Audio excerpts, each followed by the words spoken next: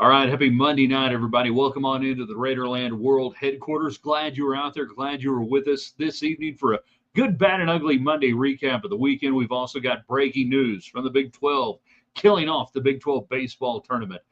We've got Texas Tech softball making history in all the right ways. And then the Trump Presidential Commission on college sports and NIL. It ain't ever going to happen. You know it's not going to happen. We'll discuss all of that tonight and more, whatever's on your mind. You know what to do right now, the early arrivals. You let folks know we're on the air. You give us thumbs up. You share it. You put it on Twitter X at Ryan Hyatt Media. You're subscribed to us on our YouTube channel for Ryan Hyatt's Raiderland. You're sharing it right now. Same thing on Facebook for Ryan Hyatt's Raiderland. All the platforms free, all the time. Invite folks in, tell them they're missing out, and we have great conversations. All right, let's make it happen in 3, in 2. Good evening, West Texans, all you good, fine, friendly folks out there who wish you were. I'm Ryan Hyatt, TheRaiderland.com, the website. Started out your day there talking about the good, bad, and ugly from the weekend, checking out the Raiderland hot links, cool links, hot links, the best links from around the internet. We figure if we like it, you're going to like it. We love putting them together every day. So check out the website, everything archived right there at TheRaiderland.com. We're coming to you tonight thanks to United Supermarkets and Market Street. All the chat line, everything brought to you by Market Street. The supermarket, the grocery store in West Texas that supports the Red Raiders versus the other one that sends your money down south and puts their name on a scoreboard that you might not like. Also by Domino's Pizza, Domino's.com. Start the week not with leftovers, but with great pizza. The new stuffed crust Domino's Pizza. They've never done it before. Parmesan stuffed crust. Making waves all around the pizza world. Check it out. Get some tonight. And then by South Plains College over in Levelland, the road to Raiderland runs through Levelland. A lot of great Red Raiders started off as great Texans. Maybe you're looking on taking some classes in the summer session, continuing education, whatever it might be. Hey, maybe you've got a kiddo home for the summer and he's looking at taking an English class or something and heading off wherever they're going. That's what they're there for, enrolling right now at South Plains College. First and second summer sessions are taking place. So you guys know what to do. Get in on the United Supermarkets chat line. The show is only as good as you are. The show is only as good as your comments, your questions, and the thoughtful discussions that we have. James giving us thumbs up right there on Facebook. Ryan Hyatt's Raiderland on Facebook. Subscribe, don't cost nothing. Alan on YouTube. Right there, that man on YouTube. Ryan Hyatt's Raiderland. Don't cost nothing. Subscribe. Drive us over that 500 mark. Man, we're so close. I don't know what the deal is with YouTube and our channel right now. I think we're being throttled. Maybe that's just me. I think we're being throttled. I like the Big 12 tournament in Arizona. It matters as much as Major League Baseball spring training. And we will get to the Big 12's announcement today of killing off, getting rid of, and telling us once and for all, nobody gives a crap about the Big 12 baseball tournament. Why are we having it anymore? Well, the talking box is on. I agree. So let's talk. Let's visit. Let's get your thoughts in.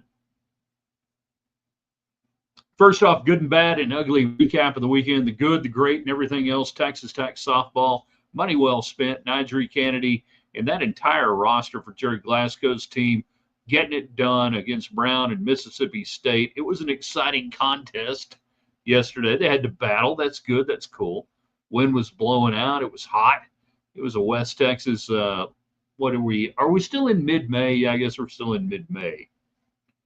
But so much of what transpired this weekend out at Rocky Johnson reminded me of the old days at Danlaw Field in the NCAA tournament. Teams coming in from around the country, they're not used to the weather, the wind, everything else, maybe a little freaked out about it. And Texas Tech makes it happen. But it wasn't just Nigel Kennedy. It's Tony. It's Riasato. It is so many players up and down the lineup. That's what impresses me as they go to Tallahassee. And maybe the best thing about that super regional, it guarantees a non-SEC team will play in the College World Series in Oklahoma City in 2 weeks. Or a week, or 2 weeks, whatever you want to call it. at either Tech or Florida State, but it ain't no damn SEC team. You eliminated one, they eliminated one. So Tech softball gets the good. They make history with the win. And I go back to 1992, and the first year the Lady Raider basketball program hosted NCAA tournament play, and they hosted Santa Clara before going out to the West Coast and playing in a regional out there and the Sweet 16 and the excitement and everything else. And I'm hoping that maybe this program can capture the imagination of the fandom the way the Lady Raiders did in the early 90s. That maybe Nadri Kennedy is the Cheryl Swoops of this program of this era.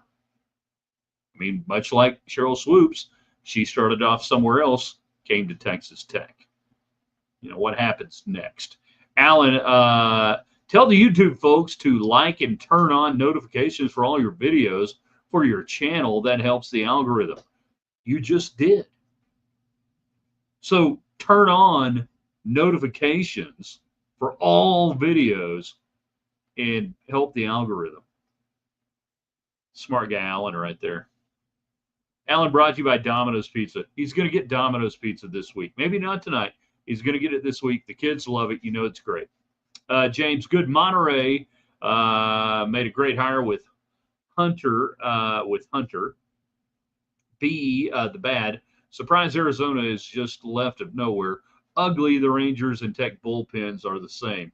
And Tech and the Rangers pen getting a little less after this weekend. Monterey made a good hire with Hunter. Hunter, help me out here. Sorry, I don't keep up with the high schools much, as some people do. I am totally checked out on that. Not that I don't care, but not my gig. I only got so much time to invest. I assume they have replaced the football coach at Monterey, maybe what you're talking about, with somebody else after the football coach got sideways, quite literally. Don't run up the score on Lubbock High. Never mind. Anyways, so Texas Tech softball makes history. Do you think they will capture the hearts and mind of Texas Tech fans, or is there only a ceiling that softball can reach in West Texas, in Lubbock, Texas? The Lady Raiders had the advantage of a massive following of women's and girls high school basketball built in this part of the country. Does softball have that? I don't know. I know there are a lot of good softball programs. I know a lot of people play softball, but is the fan base passionate? Will it turn out? Or is this the peak? Is this as good as it gets? You tell me what you think will happen. We will get more into Tech baseball tomorrow in their opener at the Big 12 tournament. It's Survive and Advance. It's 4 days in May. The next game they lose is the last game they play, unless they make the NCAA tournament by winning 4 games in Arlington. But the biggest news today in college baseball, is the Big 12 announcing that they're taking the Big 12 baseball tournament next year to Surprise, Arizona. Surprise, Arizona. Surprise! Nobody gives it. Chelsea Hunter, a Monterey alum and Wayland assistant. Oh, you're talking about girls basketball. Sorry, I wasn't picking up what you were putting down with Jill Snyder, the retirement. I thought you were talking about football. Yeah, you're talking about girls basketball. All right, yay. Good hire. Rock on. Paying attention now. The Big 12 has officially killed off the Big 12 baseball tournament. It's been a long time coming. Nobody cares about it. It's gone through a lot of iterations over the years. It's been since it really started to die in the early mid-2000s, about 10 years into the league. The first Big 12 tournament was in 1997, Texas Tech OU in the finals, the Battle of 1917, and Oklahoma wins. Texas Tech wins the 98 Big 12 tournament, the first one at Bricktown. But nobody really wanted to play in it, and anymore, all the coaches hate it. The teams that are in the tournament for sure don't want to play in it. So that leaves teams like Texas Tech as the only ones who want to play. So you've shuffled it around over the years. It went to Tulsa a year, maybe two. You've had it at Bricktown. You've had it in Arlington far too many times. And it's in Arlington this time, and the crowds will be crappy, and nobody cares. So they announced today they're going to surprise Arizona to the minor league baseball facility there, where it's going to be hotter than hell, and nobody cares, and nobody will care. And all I can think of is this is their way. This is the Big 12's way of maybe just getting rid of the tournament. It doesn't make money. It loses money for the conference. It makes no money. It's not like the basketball postseason tournament, which makes a modicum of money. And every program hates playing in it. We would be better off right now. The Big 12 would be better off eliminating the Big 12 tournament, play one more conference series, play one more meaningful round of games this week, and then go into the NCAA tournament, but get rid of the conference tournament. And I say that knowing full well that the teams that don't care about the tournament this year will absolutely help Texas Tech if they can get by Cincinnati day one, beat somehow West Virginia day two, and then the teams you run into, for the most part, they're not going to compromise pitching for next week or do anything. You get to play with your hair on fire. You got to do whatever you got to do. So get rid of it. Just end it. I think maybe that's what we're seeing. Brett Yormark, fine, we'll take it out to Arizona. Nobody's going to go. Nobody goes to the games in the Pac-12, the old Pac-12. They have poor attendance. Nobody cares about college baseball out in that part of the world. They have great college baseball players. Stay with me here for those of you in Muleshoe. They have great college baseball players. They have great college programs, but nobody in that part of the world gives a crap.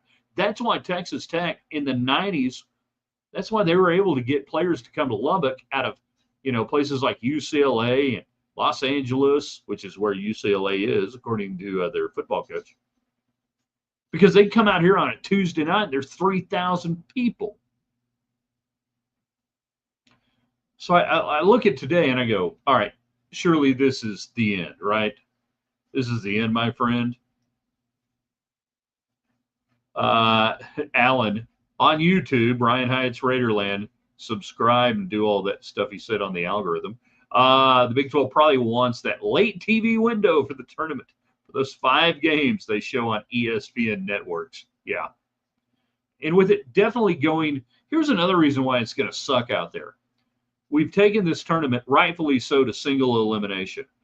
Do you think Tech fans, Oklahoma State fans, fill in the blank fans are going to go to Arizona for the potential to see your team play one game and lose when you can go watch them in the NCAA tournament the next weekend, either at home or otherwise? Hell no. That's stupid. We've owned Iowa State since 1999, and it hadn't changed.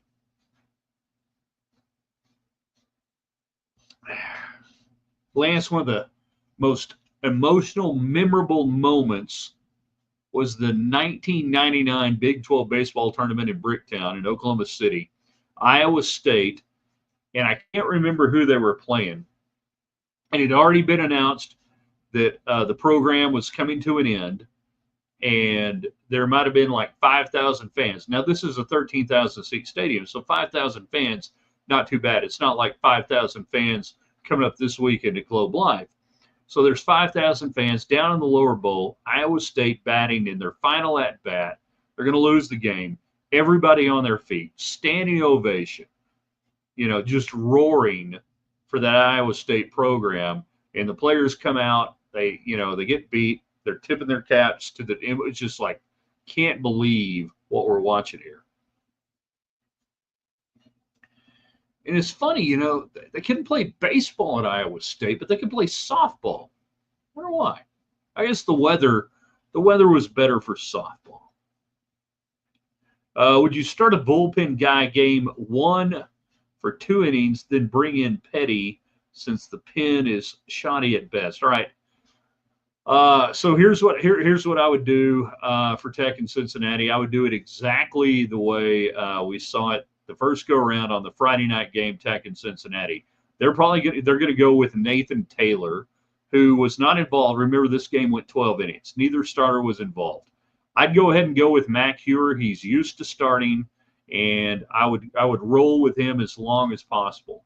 Now, if Hewer sucks, if he gets chased, I take him out early, and then I go to Jack Siebert. Siebert shut down Cincinnati for 6 innings in that Friday night game. Not involved in the decision. Again, the bullpen, Perko, let them down in the ninth. They scored 2 runs. It goes 12. They win.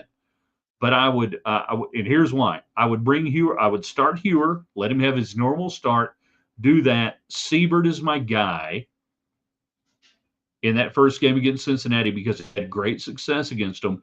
And remember, Texas Tech, you're not playing a long game. You're playing one game 4 times. I got to win the first game. So I've got about 4 or 5 pitchers, 3 or 4 pitchers on Wednesday night that I think I can use. I got to get through it. Then I've got the other set of pitchers I got to use, whether it's Boudreaux or whoever you want to go against West Virginia. And we do that the next night.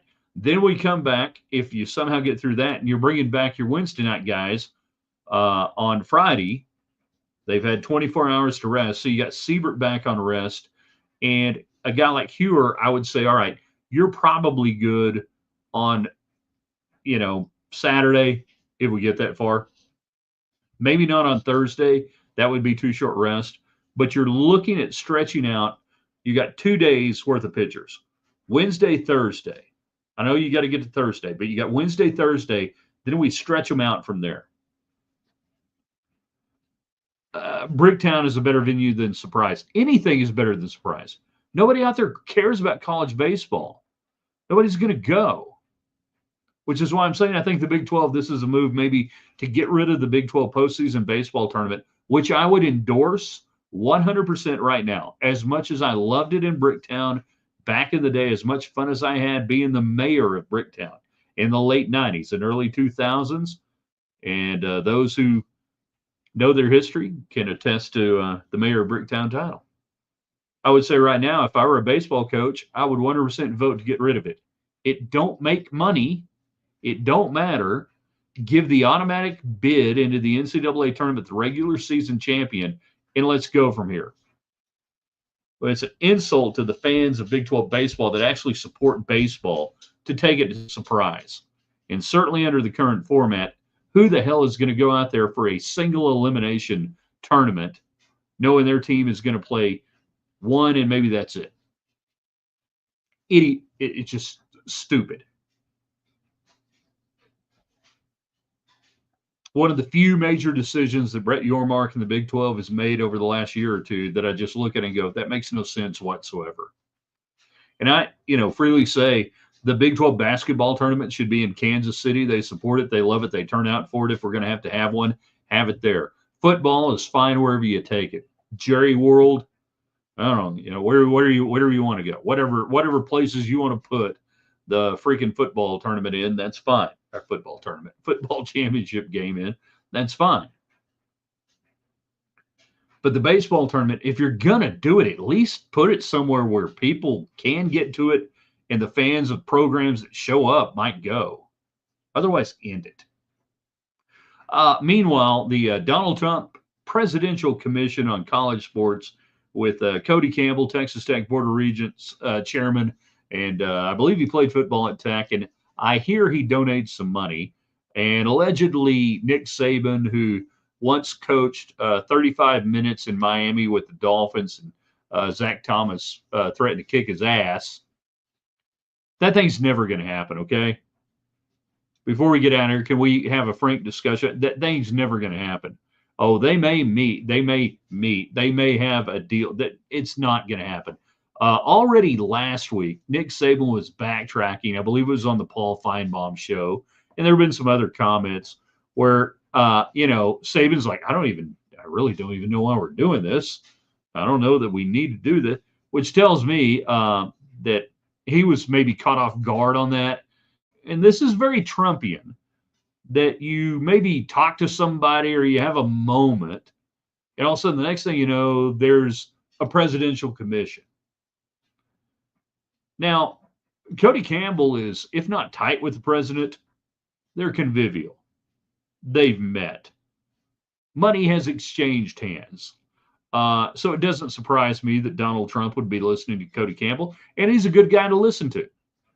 I disagree with the premise that Congress and the president have to be the ones to fix college football. College football can fix college football. College sports can do it. If you're relying on the Congress to do it, it's going to turn out poorly. But already, the comments out of Nick Saban make me think that the powers that be in the SEC have told him, hey, hold on here. We might not want to get involved in this. We don't trust this guy from Texas Tech. He's got $1 billion. He doesn't have $1 billion. He got a lot of money. And let's just see what happens.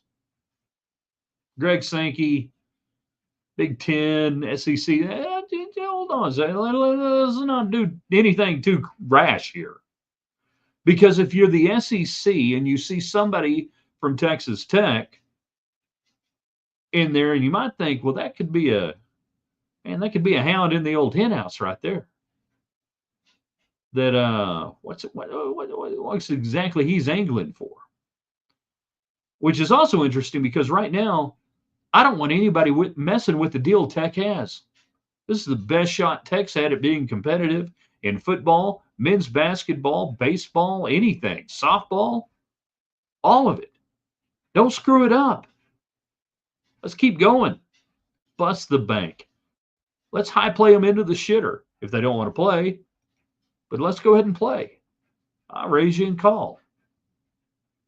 Former Red Raider Hunter Dobbins back on the mound for the Red Sox against the Mets tonight, says Robert Delgado. I believe you. I have no reason not to believe you. Just one of those pitchers that Tim Tadlock and Matt Gardner, they can't recruit and develop. You got more pitchers in the bigs than you do hitters for those who hate Matt Gardner and Tim Tadlock on the pitching front. That's just, who would pay attention to that? So, yeah, the Trump Presidential Commission, it's not going to happen. If it does, it will be at a pace slower than a tortoise, and it won't matter. The only good thing about it, and there is one good thing about it, right? That it involves Cody Campbell and it involves Texas Tech. That you do have a seat at that table, even though the table's never going to get served any good meat, even though the table's not, you can send it back to the back of the restaurant and say there's a hair in it. They're not going to do anything. That the Trump administration, that Congress, God help us all if Tommy Tuberville gets involved out of the Senate, that nothing's going to happen. At least you're there. That's the only good thing that I can see out of it right now.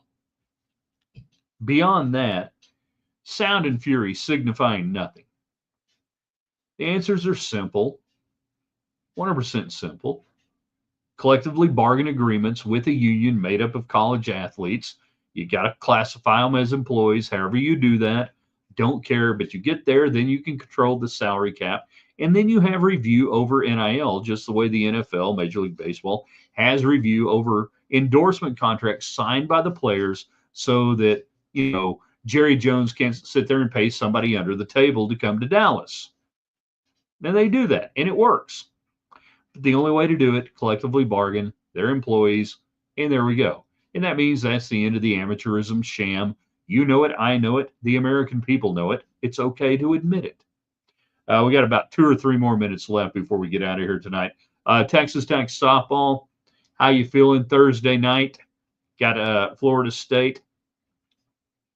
Friday afternoon, Saturday if necessary. Can they make history? Can they get there?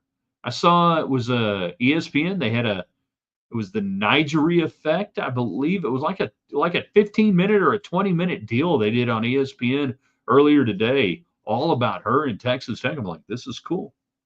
Texas Tech baseball will do more tomorrow on the actual matchup with Cincinnati. And it's totally survive and advance. It's do whatever you want.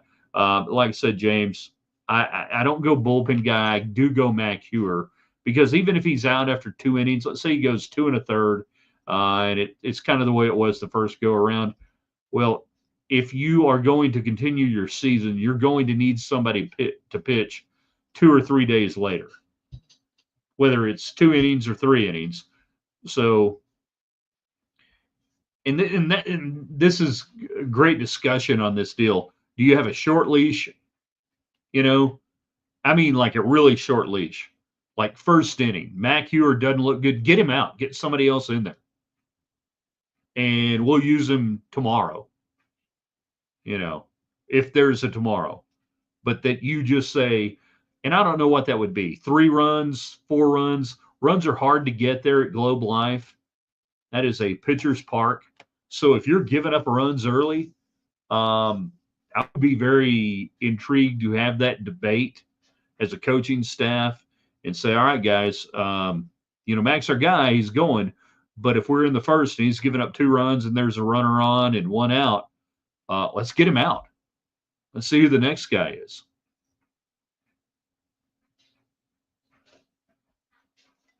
I'm not wishing that on Mac Hewer. I'm just using that because that's who we figure the starter is going to be.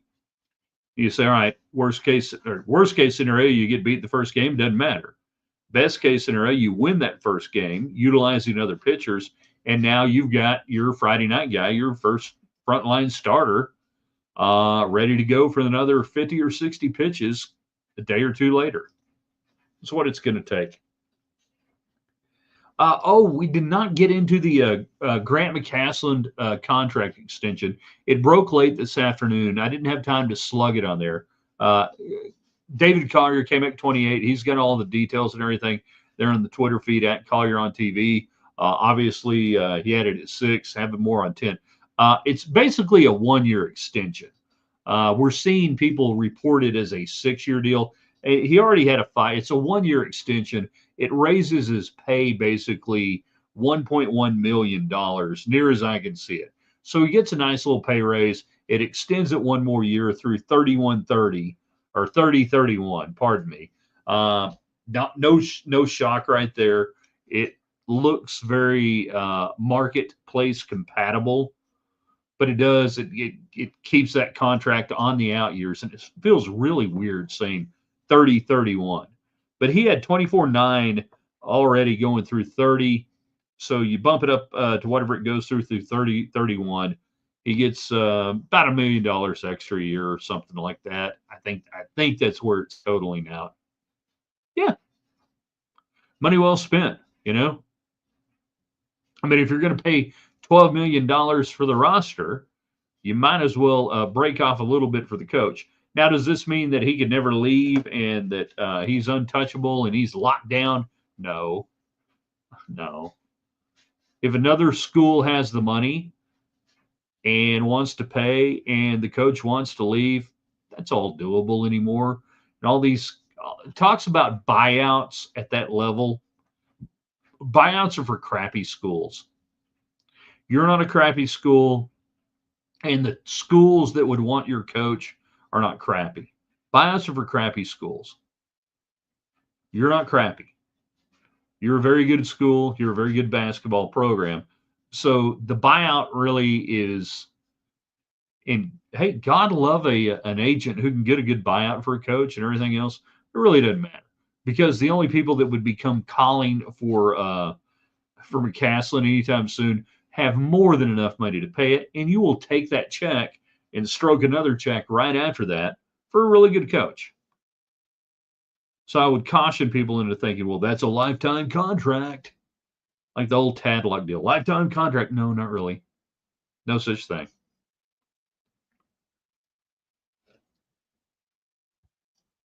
We've actually gone a little longer than I thought we might go tonight. It's been enjoyable. It's been fun. A good, bad, and ugly Monday. Tomorrow, Tuesday's best.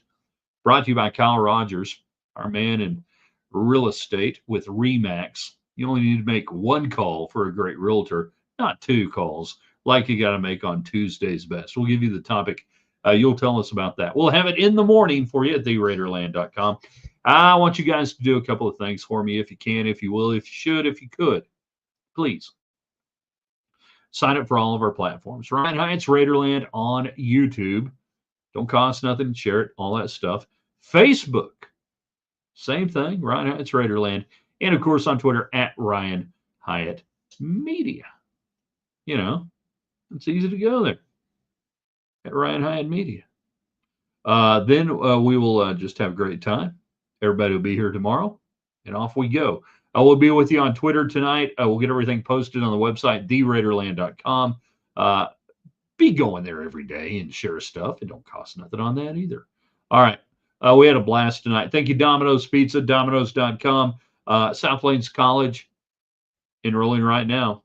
Summer 1 and 2, I believe. And then United Supermarkets on the chat line. You guys are the best. We'll see you in the morning at theraiderland.com.